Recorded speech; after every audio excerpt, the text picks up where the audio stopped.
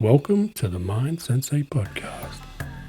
I'm your host, Peter Taz, and I'll be taking you on a journey to the world of martial arts and introduce listeners to some of the most inspiring and knowledgeable practitioners from around the world. Whether you're a seasoned martial artist or a curious beginner, or just enjoy hearing a great story, the Mind Sensei podcast Down Under has something for everyone.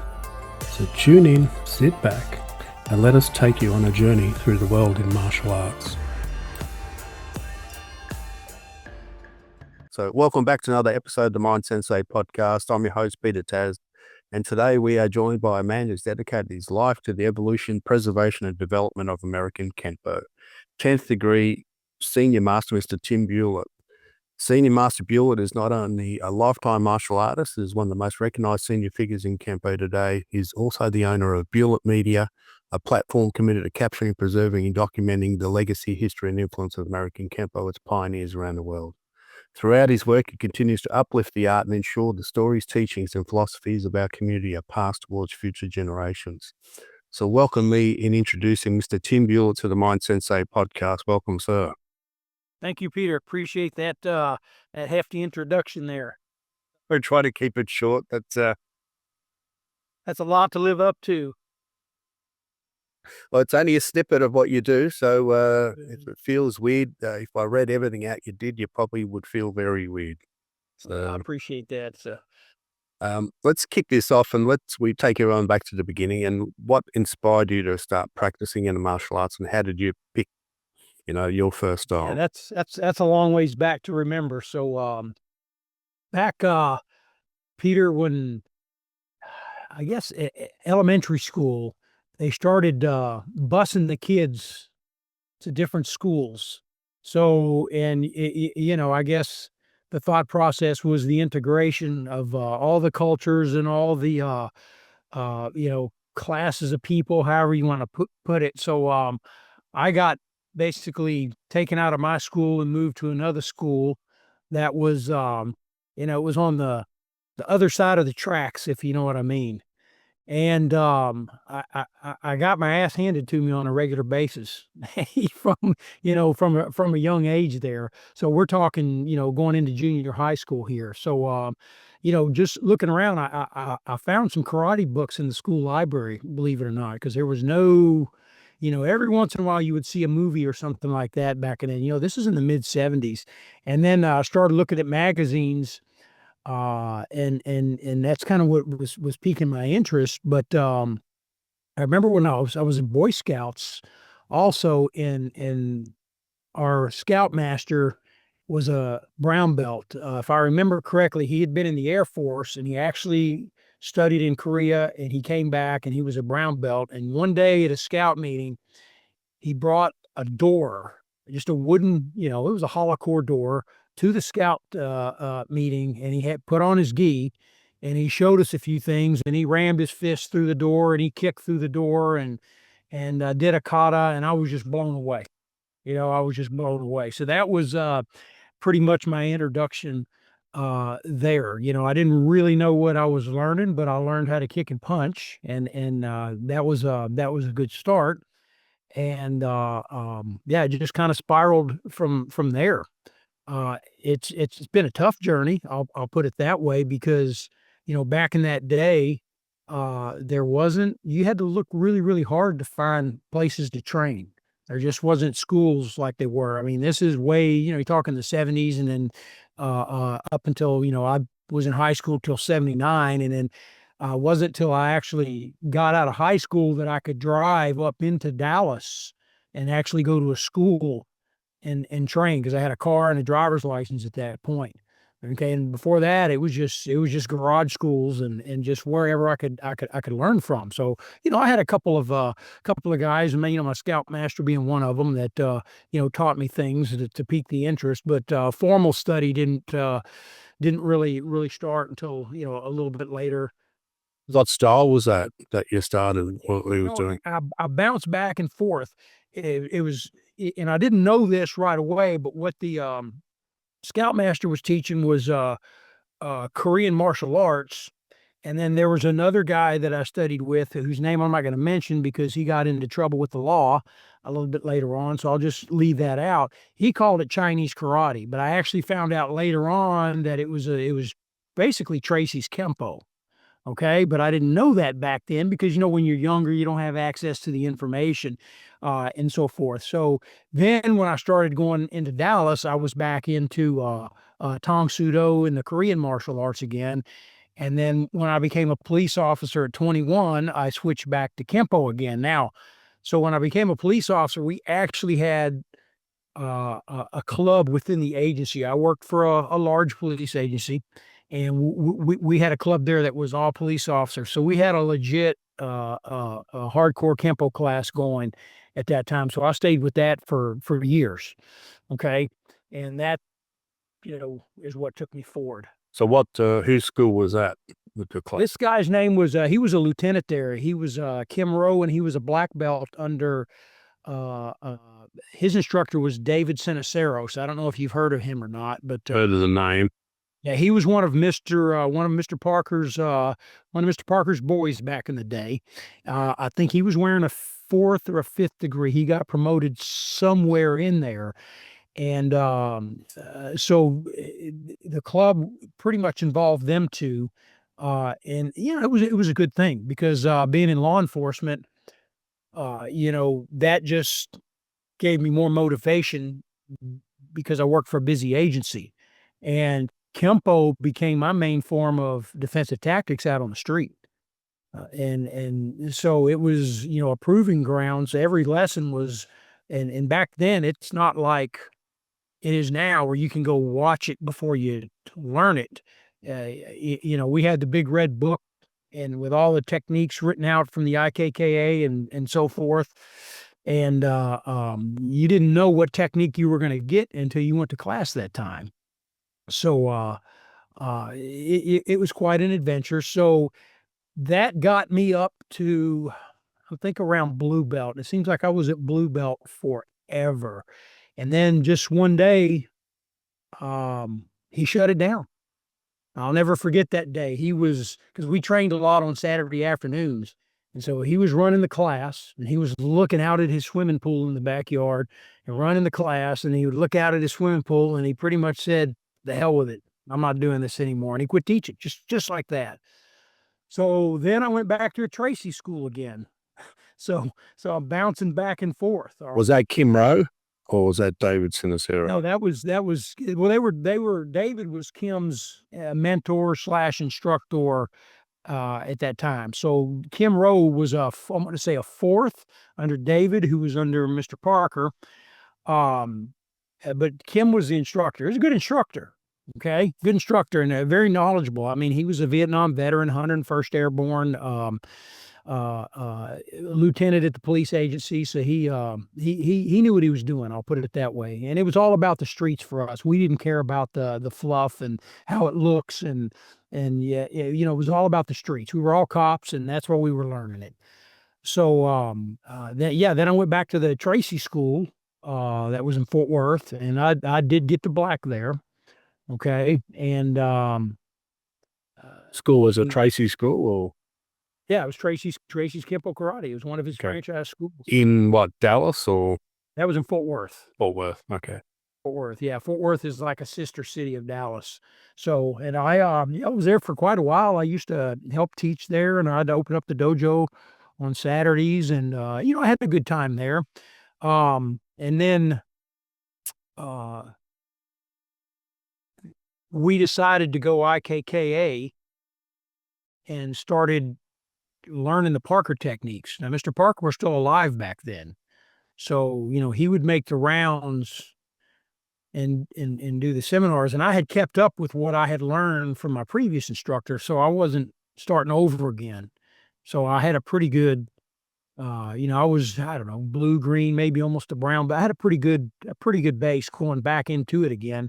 And so we got as much as we could at that point, but all the techniques were coming down second and third hand. Somebody would go out and learn some stuff and then would come back and they would teach it to somebody and then they would bring it back to the school because everything was still under Mr. Parker at that time. So getting information and the changeover I don't know if you recall the 32 technique system. There was that with this changed over from the 32 to the, and then it went to the 24 technique. 24, yeah. Yeah. So we were right in the middle of that changeover. So this must have been around 87 or 88, maybe 1987, 1988. Yeah, the 24 was what ended up in Infinite Insights. And then after that, he was going to implement the 16, but he passed away before he did. Yeah, yeah. Then people implemented it anyway. So it was going okay. I'll put it that way. We were getting the information, and I was content, So I worked up, and Mr. Parker would come to town for seminars, and I did have some opportunities to attend. I attended 4 or 5 seminars that he put on. Had a little bit of private training with him off to the side once. He supervised a couple of the brown belt tests. I have his name on certificates that we did there. And I had a few conversations with him as well. So he always remembered me. I think the connection was just me being a police officer. He respected that. And he would always, when he was around, take time and show me a couple of nightstick things and things of that nature. So I went to one of his seminars, Peter, that it was at Fort Worth, and I had just tested for one of my brown belts. I think it was my first degree brown belt in the IKKA. And I remember I'd already been through Tracy's, okay? So I was back down in the IKKA now, going through that. And he actually called me up to dummy up for him while he was demonstrating one of the techniques at the seminar. And I was honored, okay, I'm going to go dummy up for the man. And he caught me with one of these looping overheads right on the back of the mastoid there. And he hit me so hard that I had to sit out the rest of the seminar. I mean, it just rang and I was not a wimp by any means. I've been in a lot of street altercations and I was used to getting hit, but yeah, I mean, he hit me just right, and it pretty much put me on the bench for the rest of the seminar. 'Cause yeah, so that's one of my fond memories of Mr. Parker there. Yeah. So yeah, I stayed at that school until he passed away. Okay. Well, that is a one of the points, really good points, gallbladder at the back of the head there. There's actually 2 points together. So I studied a little bit of Kyusho Jitsu, so I was curious. He got the mastoid, and Dead on. I had a little bit of a headache anyway. Yeah. Because I worked night shift back then, and so, but being younger, I could work night shift and stay up all day, and then try to sleep that night, and it was no big deal. So I had a little bit of a headache that day anyway, just from being kind of off my sleeping cycle. So when he hit it, it just exaggerated it, of course, and so forth. But it was a good wallop. I'm proud of it to this day, I'll say. I think that's the key, is I mean, you're not a real true Kenpoist unless you have a new senior instructor show up for a seminar and they're like, okay, I got to feel it. That's what I would. Yeah. That's what I would do. I would get up, When- and Skin kisses skin, right? correct.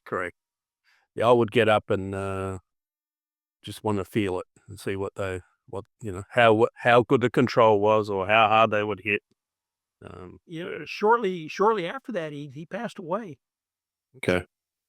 So I think he passed away in December. So I'm thinking this seminar might have been 6 months or so. Okay. Before he passed away. If I don't, it's been a while trying to confuse him because I went to several of them back then. He would come through a couple of times a year, and so I would try to attend them whenever he was around. So there was 2 schools, one in Fort Worth and then another one over in Irving and Dallas County. So he would do seminars for both schools, and of course we would go. Yeah. So to whoever would bring him in. So would you class Kim Rowe as your first instructor? In Kenpo, yes. Okay. All right. And how far did you get to Kenpo with Kim and Dave Sincero? I'm wanting to say I made it to blue belt. To blue? Yeah, it's been Yeah. a long time. I've got all the certificates. And, yeah, this is back in the mid '80s, so it's been a while. So I'm going to say I made it to blue belt with them. Okay. And did you like I've been through similar change, I think guess you could call it. We started later at Tracy, but we went through 4 different versions before making it to Mr. Parker's final version of the system. Hmm. Um, No, at one time I tried to keep up with both systems. yeah, I tried to, when you look at the Tracy system, the curriculum, when they have all those variations of those techniques in there, that's a lot of material to try to remember. correct. So, You yeah, but I know? think you hit the nail on the head, and it's a Parker technique with a variation, right? Yeah, yeah, but some of them were just they were in the curriculum. Like some of them you learn a technique like, oh, if I remember their whatever. Drawbridge is like falling falcon. Well, it had Yeah, like 8 versions to it, and it was just a different ending on each one of them. You had to know them and know the numbers, so there was an academic side to it also. So, I guess it's good for your memory, but as I got older, I had to give one of them up, and I gave up Tracy's. I said, "I can't try to remember all of this." I think what I found was that the principles and concepts were not there. The moves What were there. you Yeah, what you try to do is apply the modern concepts to the older Correct, techniques. correct. As soon as you do that, Like, that's another animal, right?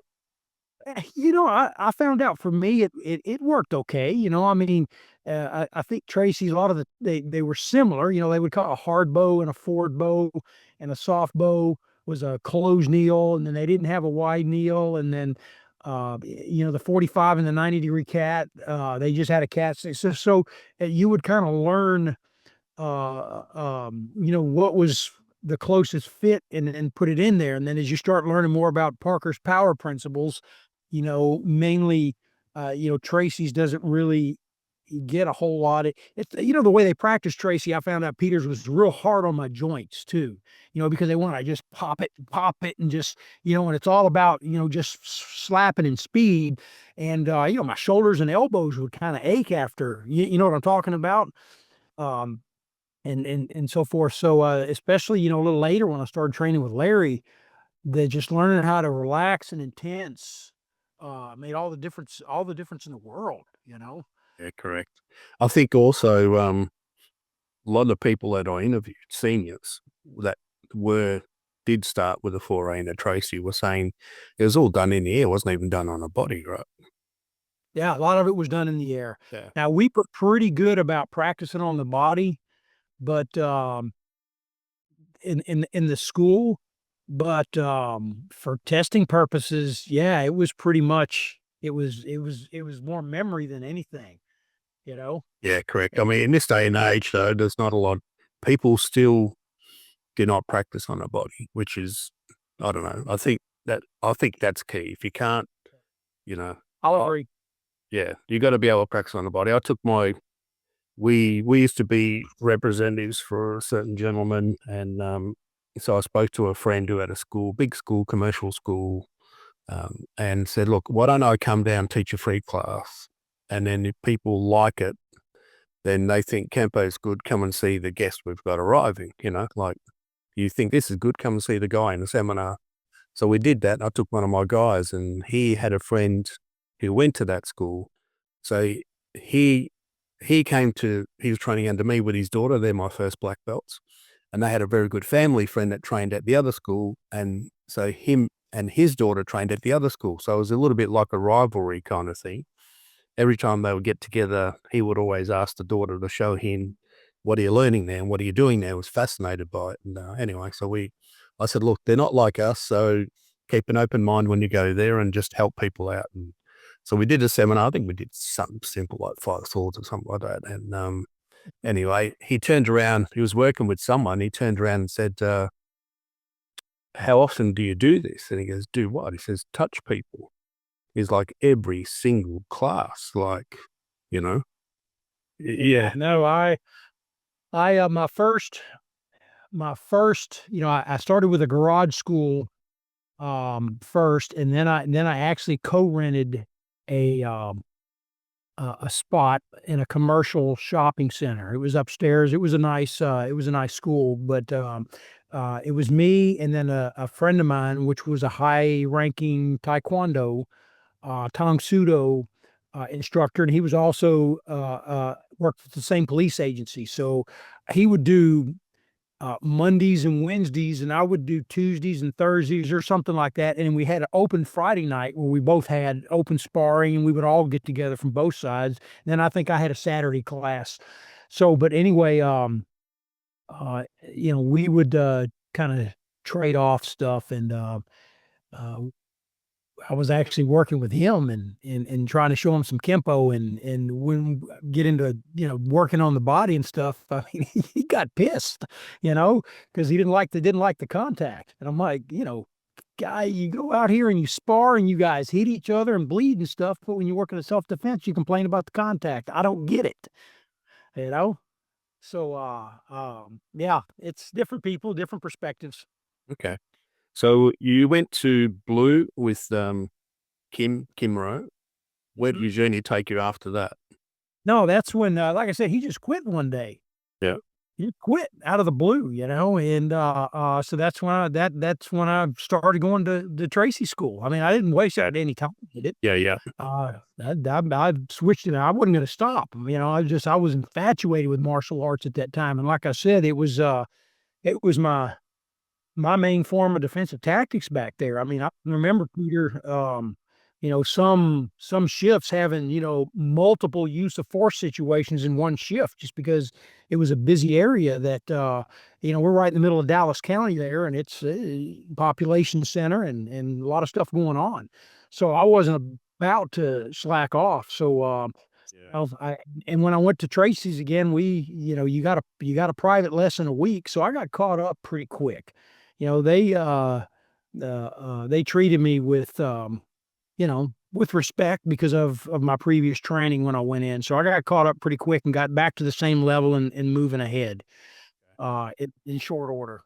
I think these days the police force, we're turning into Demolition Man a little bit. I think over here, the police are just not, they've got this whole DEI high thing going, and the training they give them is a few weeks at the academy before they ship them out and send them off. So if they've had no prior training, they've got nothing. And there was a guy on the news yesterday. I was watching it at Mum's place, and he had one of these new Chinese cars, and they couldn't get the guy out of the car. And there was four of them, and one of them pulled out an extendable baton and it started beating the guy with it in the car. And I'm like, they just don't have the skills, right, to deal with, and They should for those types of things, but they might get a week of defensive tactics in the academy. And our academy here is pretty long. It's almost 6 months. And that's, you're there, 9, 10 hours a day for almost 6 months, but they get about a week of defensive tactics, and then they get a lot of other options available to them. Yeah, it's not martial arts, but nothing in the academy is there to bring you to mastery. You gotta. no, correct. Law enforcement is like a martial art. You got to pursue stuff on your own, or you're going to be stagnant in that profession. This was pretty sad. Like, we were watching it. There was my daughter there watching it, and my wife, and I'm like, check this out. It was actually in the area that my mother lives, right, at a place that we know. And I said, have a look at this. Four of them, they can't get this guy out of the car, and look at what they're resorting to. And I think it was my daughter or my wife said, they're lucky your Uncle John wasn't on shift. He would have been out of the car in 2 seconds flat. He would have had him out and cuffed to earn. Unless you're there with them too, though, Peter. I mean, if this guy is, he's hyped up on something, and that's one thing I found out is people can be pretty damn resilient to martial artists out on the street. The stuff we learn in the dojo doesn't affect, hardened individuals the way that we would think that it does. I think this guy had mental problems, but yeah, and it could be mental, emotional, it could be substance, or all of the above, a combination thereof, and that can make it hard to, taser sometimes doesn't work. OC spray doesn't always work, you know? So empty hand works when something else might not work. You know, I've seen people that are shot and, you know, and medically they should be dead and still continue to fight. So it's kind of hard to second guess what they're up against without being there. It didn't look very good, really. But Well, hey, classy talent works well to get people out of VA. I will say that. I think the funniest part was he actually owned the car, so I think they thought he might have stole it, but he actually owned the car they were getting him out of. So it was a bit. It's a bit crazy over here at the moment. But anyway, we digress. Let's go back to your journey. And so you started Tracy School at Fort Worth. How far did you get in your journey there at the Tracy School? I got the black there. Okay, to black, right. And tell us a little bit about your black belt grading that you had Oh, there. that was just going through what was it with all the variations and everything, 500 and something. Yeah, that's it, you know. Pure exhaustion though. You know, and of course there's the forms, you know, we did the forms that I don't even remember anymore. Peter, you know, like book set, Tiger and Crane and all that, everything. Panther set, Tiger and Crane. They called it Panther set, right? Yeah. Panther set, book set, I think they're the same, are they not? Yeah. Yeah. There were 3 staff sets, 3 of them. Okay. So it was basically checking all these boxes off the list. Okay. So was it physically exhausting? Yeah, it was. Do you remember how long ago that was or what year that was? Oh, that would have been 89. I remember Parker passed away. Mr. Parker passed away after that, but that would have been 89. Okay. So you had where did Significant up in here somewhere. So yeah, okay. So where did your journey take you after so you got your black belt? What happened after that? So the school in Fort Worth became an IKKA school. Okay. And so it was in the process of transitioning. I was one of the senior instructors at the school at that time. You know, like I said, I used to open up and I was really involved in it.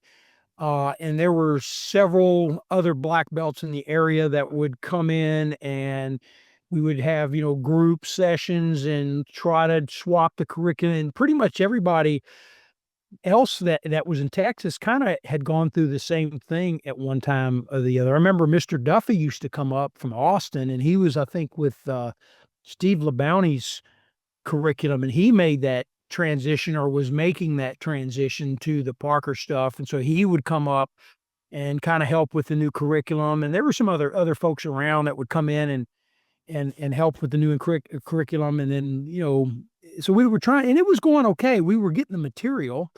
I mean, I was getting a little frustrated because I would tell I was getting it second and third hand. And then, you know, we'd learn some material and then, you know, we'd find, well, this wasn't right. This is the way it should be done. And, you know, like I said, the only reference was the big red book back then, and you can't really read a book. Yeah, correct. So, you know, we trained hard at it, and I was at first degree brown belt when, Mr. Parker passed away in the new stuff. So, that was kind of, you know, a lot of people were really taken back by that. That was a tough time. So, he passed away and it's like everything changed. You know, everything changed. It's like, okay, so who's the source going to be now? And there was really no one. So, one of the first things they did was go to the 16 technique system. Okay. And this was like a couple of weeks after he passed away.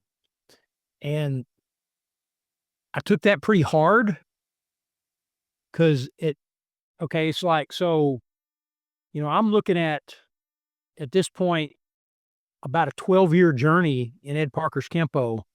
And I still hadn't tested for my black belt yet, you know, and that. So when they went to the 16, I'm like, well, I'm way ahead now.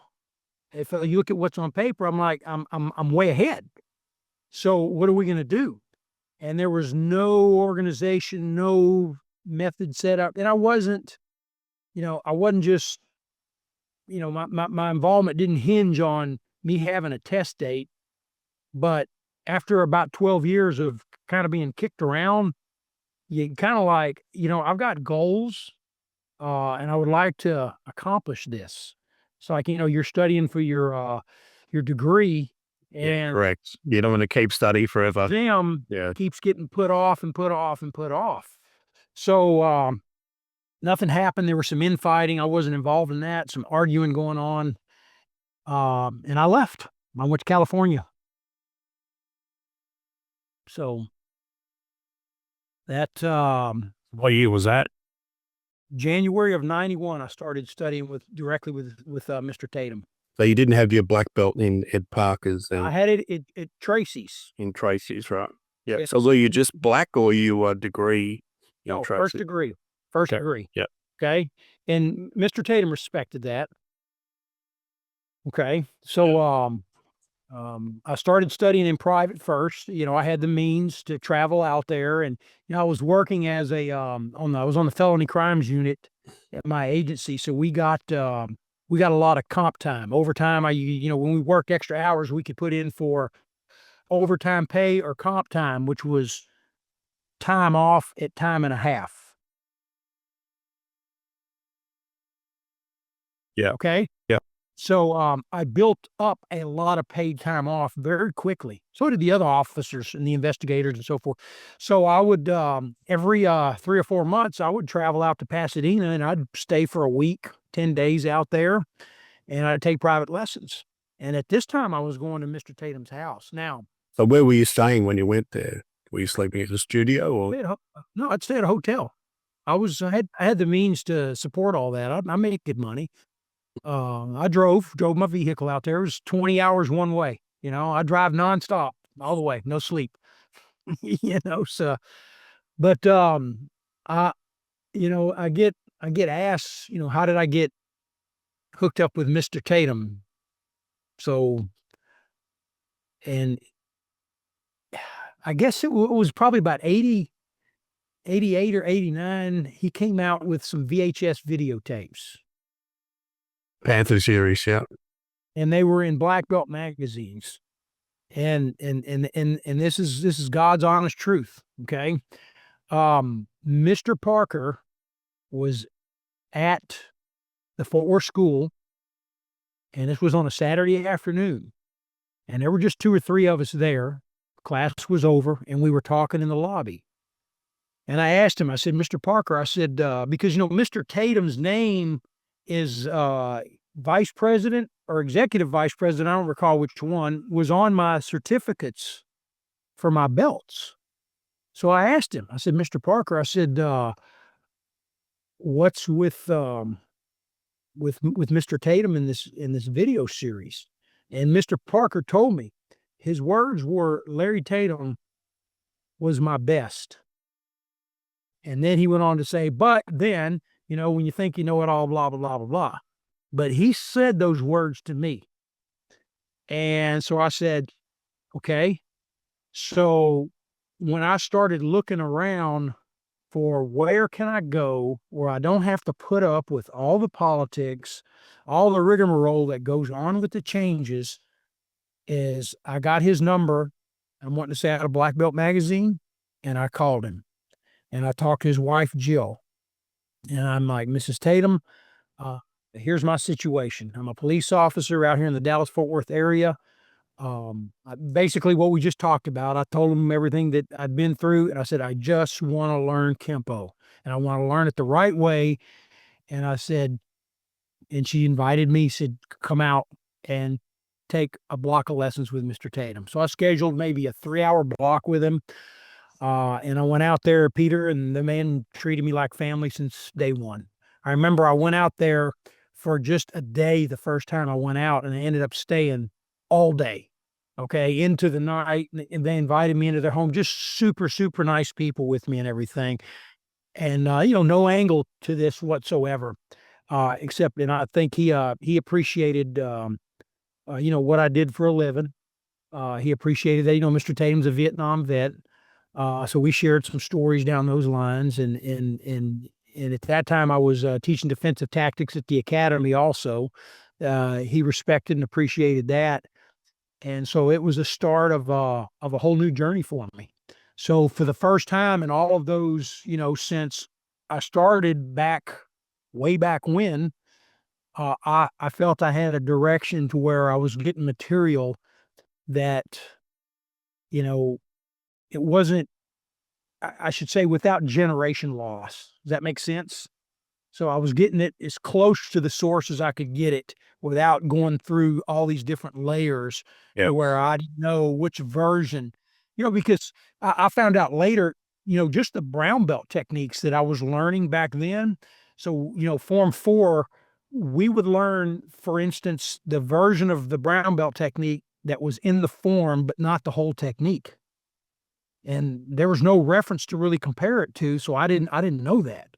I didn't know that this technique had more to it than what I was learning. Like praying to the tiger, we would learn the kick in the back knuckle, and that's it. Cover out. That would, and all of them were that way. So we started over at orange belt, but we went orange belt plus the extensions, and I was starving for the extensions. I wanted to learn them so bad, but I just didn't have access to the information. We were starting to get bits and pieces of them before Mr. Parker passed away.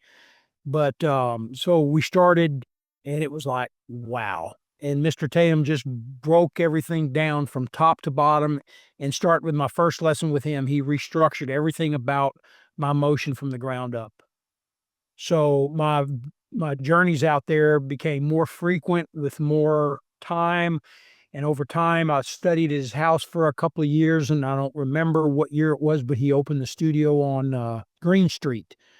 And so when I would go out, I stayed out there for longer periods of time because not only would I take lessons from Mr. Tatum, I would participate in the groups, and then I would contribute, help teach at the school while I was there because that's what we did.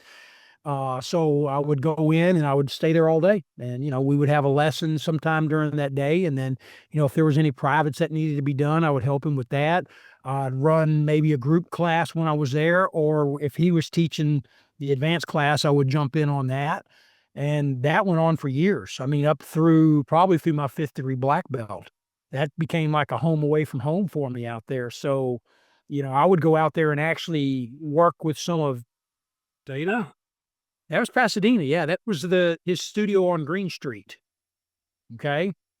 So, and then, somewhere in there, he filmed the Technique series on VHS, okay? The Kenpo series, and, I tried to talk him out of it. I'm like, "Mr. Tatum, please don't do this, okay? Please don't put the techniques on video because it's gonna cause a whole bunch of new, phonies to come out of the woodwork. They're gonna come from everywhere." And I told him that, and he's like, "Tim," he says, "if I," and he was right. He says, "If I don't do it, somebody else is gonna do it." So he was the first, and he actually asked me to participate in that production. Okay. So, I'm in those tapes up until the blue and the green belt extensions. I'm in there helping and dummying up for him. What happened? Yeah, I didn't recognize you because your face isn't distorted. So, wait, that's probably the first time I saw you actually is on those tapes. So, yeah, yeah. yeah. So the plan was to get the whole thing done in a week. So I took that week off and I traveled out there, and boy, he beat us down bad. So at the end of the week, we got all the way through. I don't know, we were in the orange belt, maybe the purple belt extensions. And, he used Rick and Clyde a little bit more than he used me because those were the people that were closer out there at the time. So naturally, they were better at dummying up for him. but we were so, even him, his feet were hurt and his hands were hurt because that was a brutal week.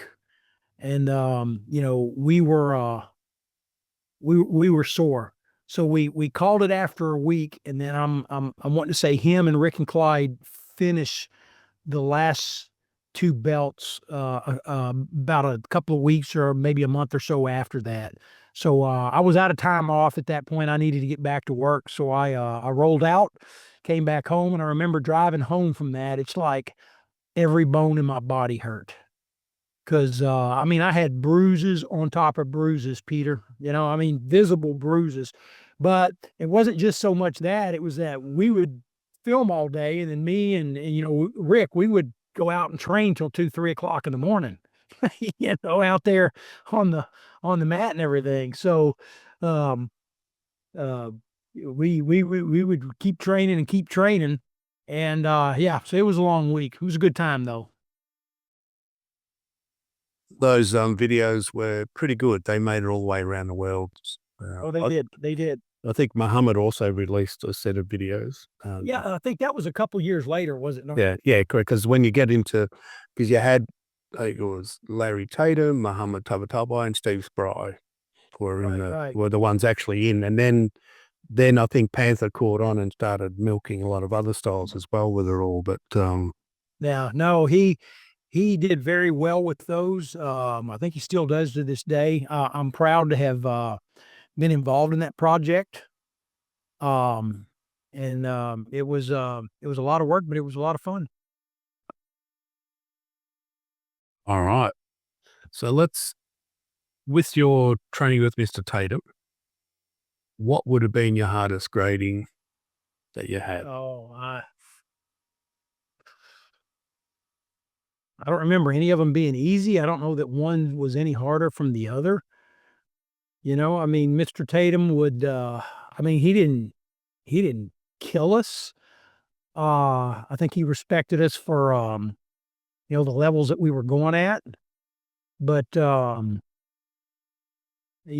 we got up there at rank, doing some of those longer forms, I don't think I ever had to stop and start over on a form. I think I always got through them and everything. So but it was pretty much the same, Peter. It was forms, technique, and then just whoever's around, you would spar, but he wanted to see intensity. I can tell you that. He wanted hot hands. And so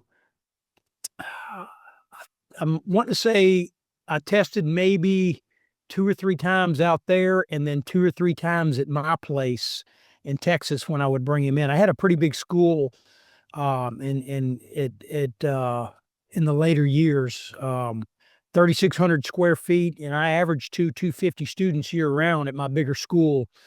So we had seminars regularly out there, so I would bring him out there, and so I don't remember which ones I tested for where, but none of them were easy, but I don't remember any of them being specifically brutal. I remember I was doing one of them, and I think Rick and I were testing, and we were sweating so bad. He was doing crashing wings on me, and he was coming around for the extension with that elbow and heel palm, and we were sweating so bad, we were kind of stuck together, I guess, and I couldn't get my head out of the way. And he caught me right on the bridge of the nose and splattered my nose pretty bad. But now I don't no horror stories from testing. They're just, techniques, forms, and sparring. Okay. Freestyle, you name it. Yeah. So what let's talk about your journey. I'll just go back and recap. So you're with Kim Rowe, that was Parker Tracy system to your black. Then in 91, you joined Mr. Tatum. Right. And did you retest for your black, or did you go straight to second? Second. My next test with him was second degree. Right, okay. Yeah. And then he knew that going in. nice. That was a black belt from Tracy's, and he's like, so my next belt was second degree. Yep. And then from there now, we discussed this before, but he recently promoted you to 10th. So let's talk a little bit about that. Okay. Tell us about that journey. And That that happened, I want to say 2 years ago, and it would caught me totally off guard. Over the years, um, rank with Larry just came over time once you got past. I wanted to say, I don't think I did any physical testing past 5th degree curriculum-wise, because at 5th degree, I think, we did the knives and all the extensions, which I had that at around 3rd or 4th degree, but, so it was more or less on merit. Um, I was, video productions and film productions has always been something I've done on the side. Starting at it's always kind of paralleled my martial arts and law enforcement, which I put those 2 journeys are one to me, martial arts. And I have film and video productions. So I helped Mr. Tatum quite a bit with his film and for his video productions. I made several of the instructional videos that people see nowadays. We produced a television series out in Pasadena called America's Self-Defense, and I did all the work on those. The famous video that you see going down right now with him doing all the flashy techniques with the time code that's down in the bottom, I filmed all that.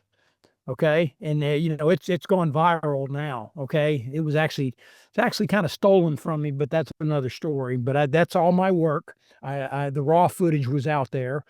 I have a lot more that I've never released, and he's never released. And I wouldn't release it without his permission, of course. Um, so we stayed pretty closely connected over the years, and the man always checked on me. I had in 2015, I had to have an operation on my left kidney. Okay, I had like an 11 centimeter stone in there, and I wasn't going to pass it, so they had to surgically remove that kidney stone.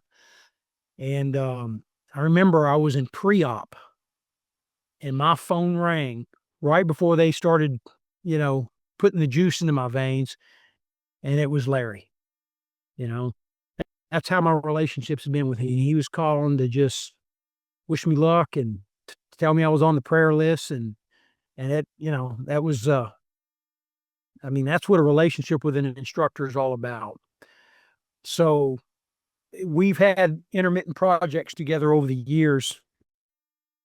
He did this seminar out in Phoenix at Scott Gonzalez's place. Scott's got a hell of a school out there too. Frank Soto coordinated. Frank's another really good friend of mine.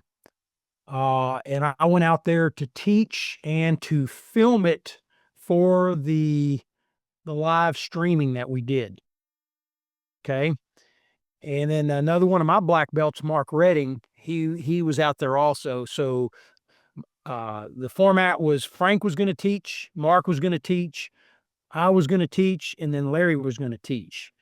Okay. And we were doing this over the Thanksgiving holidays 2 years ago. And totally unbeknownst to me, he brought it up. He says, "We're going to do a quick promotion real quick." I had no clue whatsoever. And he said, Tim Bulot is moving up to 10th degree. And we actually recorded this, but he made the promotion about my life's work, not so much just about Kenpo, but he actually, when he presented me the rank, he made it more about the work I did in the counterterrorism units overseas and the time I spent overseas, because he came to see me overseas, Larry did, and he kind of saw what I was dealing with over there. And my time in the police and some of the conflicts and confrontations that I've been through, that's paralleled my Kenpo. And I was really taken back by it, really taken back. So before that, I had been awarded 10th, or recognized as a 10th, I should say, by 2 other organizations. And although I really appreciate that, I never put the rank on. And I always, my wife would ask me, I said, the only person that could allow me to wear this rank would be Mr. Tatum. And so that's how that happened. so who are the 2 other organizations that? One of them was the Kaji Kenpo organization, which is kind of a law enforcement based organization here in the Dallas area. The head guy that heads that up is Michael Park. He's a very, very accomplished martial artist. He's also a very accomplished, he's retired now, U.S. Marshal, which he's got a hell of a career behind him as well. And he's been kind of a mentor of mine along the way with some of the jujitsu and the Japanese arts that I've kind of studied on the side and dabbled in. He used to do a ground fighting class at my school on Wednesdays during the day, just for my black belts, and that was before ground fighting was even a thing. Okay, I had my own introduction to ground fighting out on the streets. So he would come in and we would do that. And then I did video productions for him also, and so forth. And then he's just a all around good human being. So he recognized me as a 10th at a seminar that he was doing that I was actually there filming also. Ironic, I'm there filming it. And that caught me by surprise. I was taken back by it, but it wasn't, wasn't like the same as getting it from Larry. It's just kind of hard to explain. Okay. So I have the certificate and everything, but I never put the rank on. And then there's another a Kenpo organization, IKK, International Kenpo Karate Academies, that they had a pretty big board back at the time. And I actually became a member of that board, but they recognized me as a 10th also by surprise. Never asked for any of the rank. And like I said, I appreciate it. It was special, but I did not put the rank on and wear it. And, people told me I should, and I'm like, it didn't feel right. And it feels strange putting that on, you know, but under the circumstances of how I was awarded it by Mr. Tatum and the reasons for awarding it, I know there's a lot of backlash in the community in general against 10th degree black belts these days, but I'll put my career up against anybody's out there. And if they don't think that it doesn't cut the mustard, well, that's on them, not on me. I think, well, apparently the curriculum goes up to 5th, and after that, it's what you've done for the community. Well, and that's what Larry made it about. I've got 9 years of my life overseas embedded with the hostage rescue teams down in South America. And that was my full-time gig for 9 years. Now I taught martial arts on the side, always have. But, Larry, like I said, martial arts and my law enforcement career they're the same to me. Those two are one and the same. I don't distinguish one from the other. I mixed them together back from the start, and they'll remain that way till I die. So let's talk a little bit about your career outside of martial arts. So you started in the force, is that right? 20 years old. Okay. So you joined the force when you were 20. And where did that journey take you? Right. And so I was in Dallas County. I was 20 years old. I was a cadet because you couldn't be a police officer till you were 21. Okay. And I would like to say that my martial arts journey is what interested me in law enforcement. And it was like, I was so infatuated with martial arts at that age of my life. It's like, what can I do for a living that goes hand in hand with martial arts? And so I chose law enforcement. Okay. And so, yeah, I still do it to this day, Peter. I've got 43 years of service now. 9 of those years of service is with the U.S. State Department overseas, full time, not journeys here and there. I've served in Afghanistan, Bosnia, all of Eastern Europe, the old Yugoslavia area, and I've got almost 9 years full time in Colombia, South America, working out of the embassy down out of Bogota, but working all over the country. And then I came back from that, and I'm still doing it to this day. Okay, I'm a sergeant in my particular agency here. I'm with Ellis County now, which is the county south of Dallas. I tried to retire from law enforcement 2 years ago, and I turned in my retirement papers, did everything, and it lasted a week. After a week, I shit you not, this is the truth. After a week, they called me back in, and it was the sheriff, the chief deputy, my captain, and my lieutenant.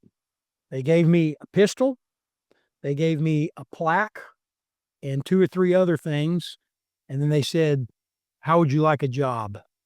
And I'm like, "Guys, what do you?"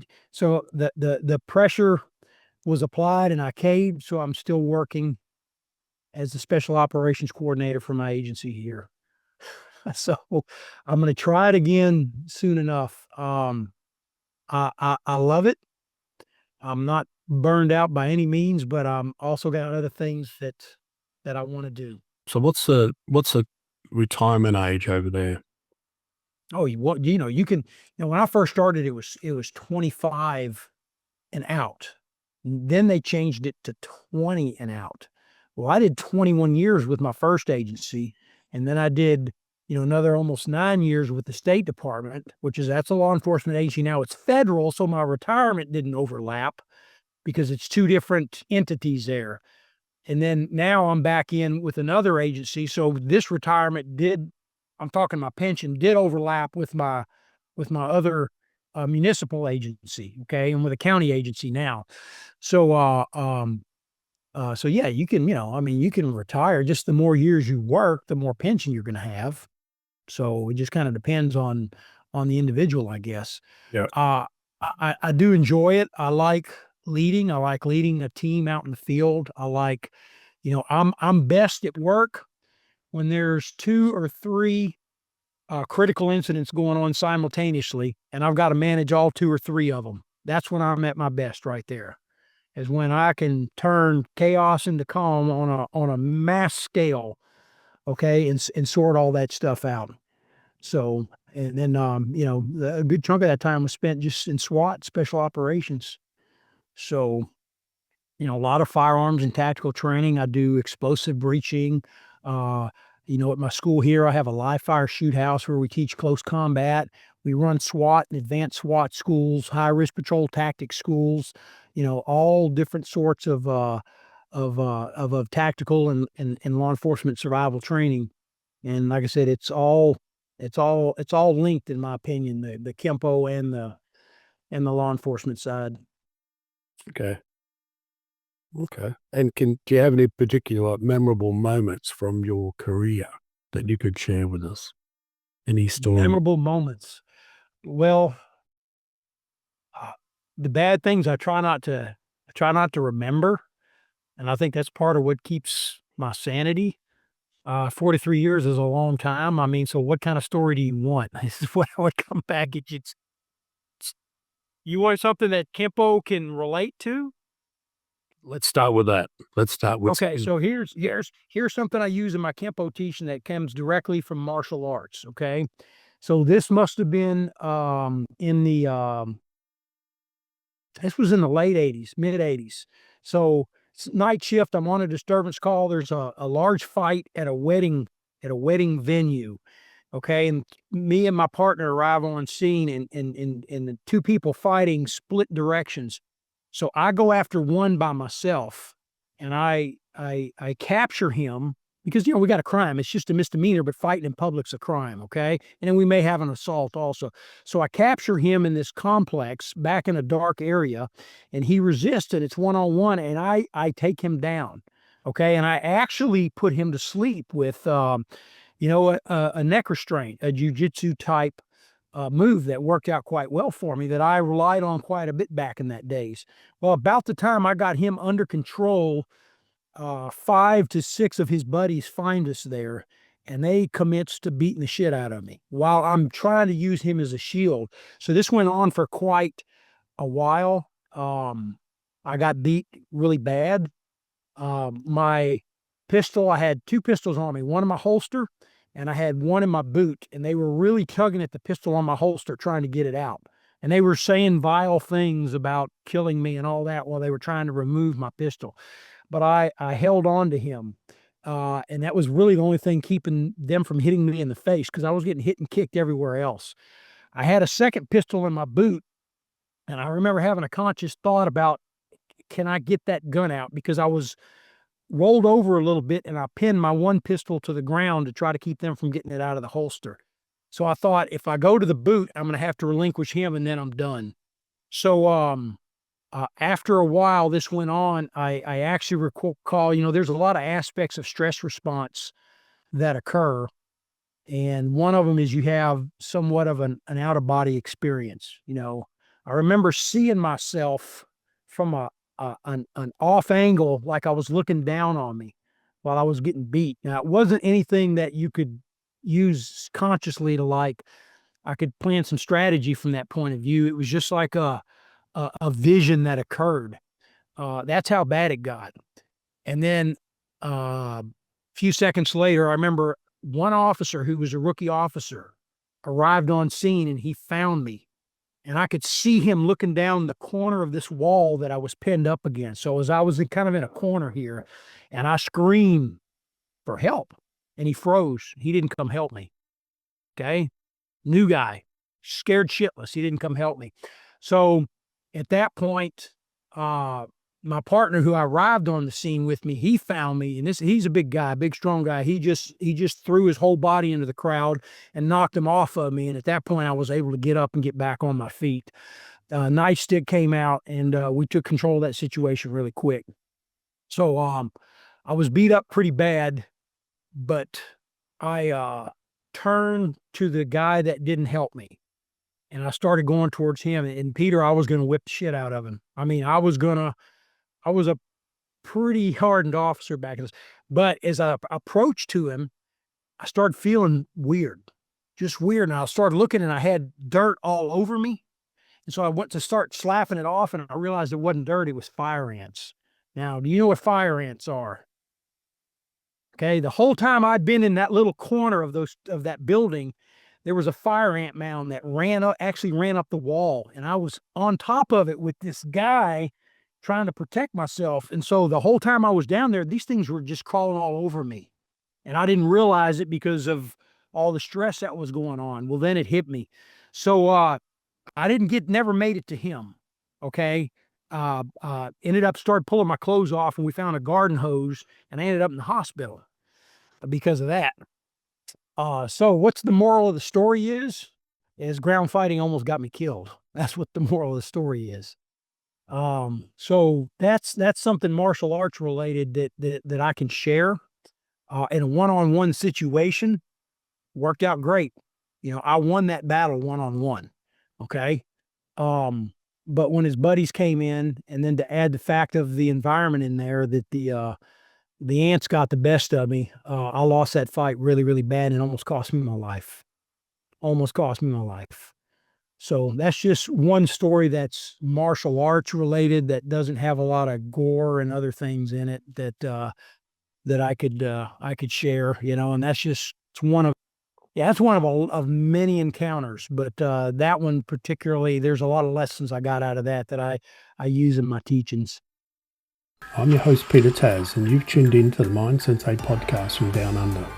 We want to take a moment to thank all our listeners for tuning in to the Mind Sensei podcast. We appreciate your support and hope our show has been both informative and entertaining for you. If you haven't already done so, we would like to invite you to subscribe to our podcast so you never miss an episode. Finally, we'd like to thank our guests for sharing their knowledge and experience with us. Without their generosity, this podcast would not be possible. Thank you again for listening to the Mind Sensei podcast Down Under. We hope that you continue to join us on this journey through the world of martial arts.